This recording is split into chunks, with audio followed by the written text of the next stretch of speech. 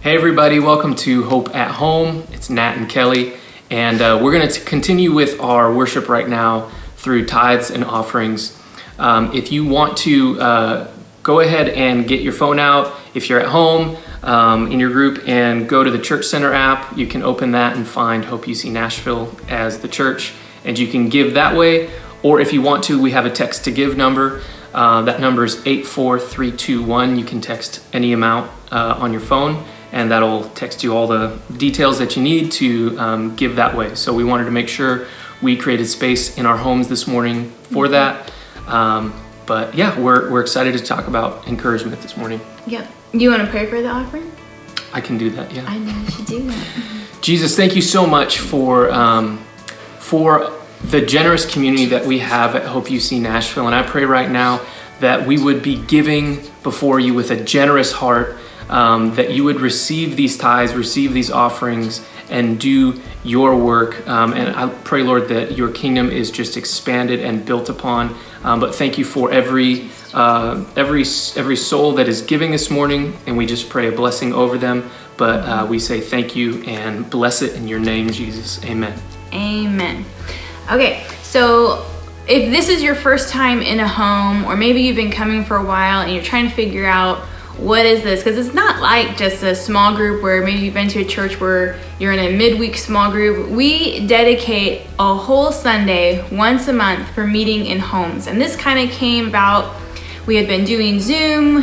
We transitioned from Zoom, did small groups in homes as we were going through all the pandemic kind of stuff.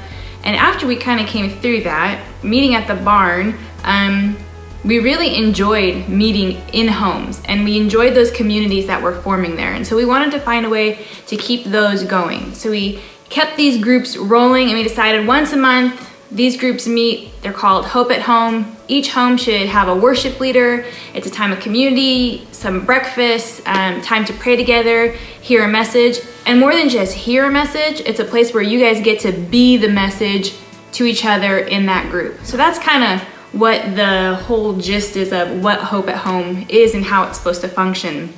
It's kind of taking what happens on a Sunday and putting it in a home so that's something that you can do with your family. Because you can't really pick up a stage or a platform and carry that into your house. We want this to be something where when worship is happening, prayer is happening, it's something that you, your kids, your family, you can take away and say, I can do this in our home. This is what it looks like to pray in our home. This is what it looks like to encourage each other in our home. So that's kind of what we're doing here. So last time we had Hope at Home, Dustin and Asher did a really good job of going over what we were doing for that Sunday, which was just talking about encouragement, filling people.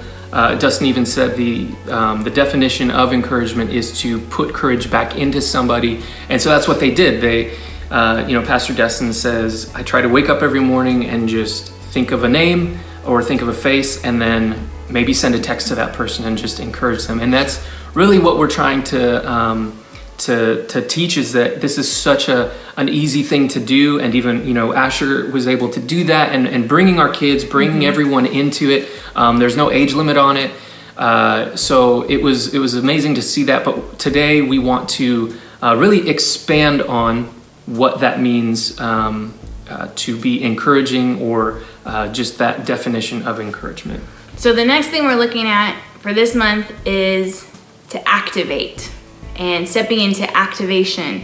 And really simply, to step into activation is to activate something, to make it active. How do you make something active? It usually involves some form of a movement, some intentional process. And so today we're gonna have an intentional process of listening and hearing from God. Last month we were listening and hearing from God so that we could give somebody an encouraging word.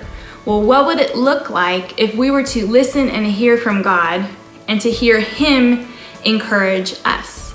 Because it's really hard. We've all heard that saying of you can't pour from an empty cup.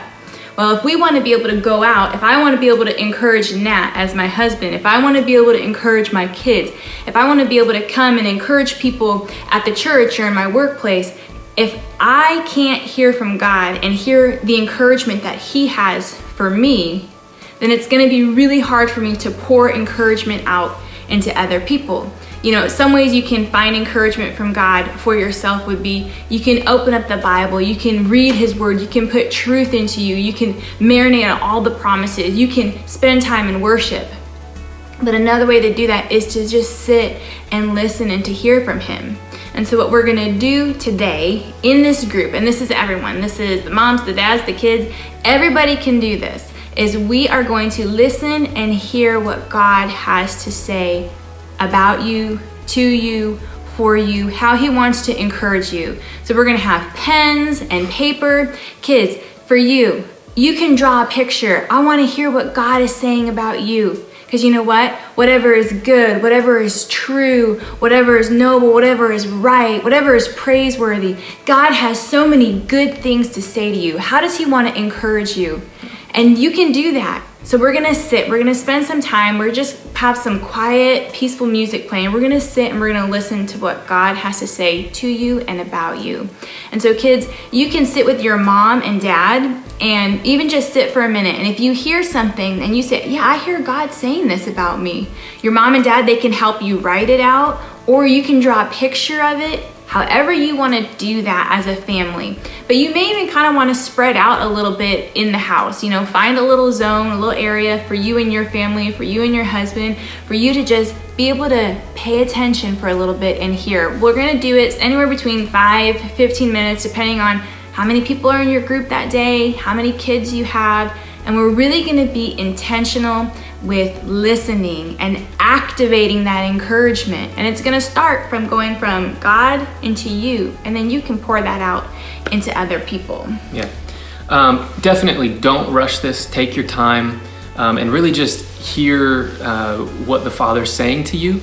But after you guys are all done writing out what you're hearing, kids too, take some time and just among your group, share what you feel the Lord was saying to you and what He is encouraging you in and in your life. Or maybe, it's a word for you, for someone else, but whatever it is, share it. And then if kids, you have pictures that you drew, definitely share those with your mom and dad and the others in your group. And then after that, after you guys have spent some time sharing, then go ahead and if you want to lead, host home leaders, if you want to lead your group through communion, that's just a beautiful way to end all of this and just remembering what Jesus has done for us. So go ahead and do that, and we hope you guys have an awesome Sunday. Yeah, so enjoy communion, spend some time. Even leave the door open for praying together.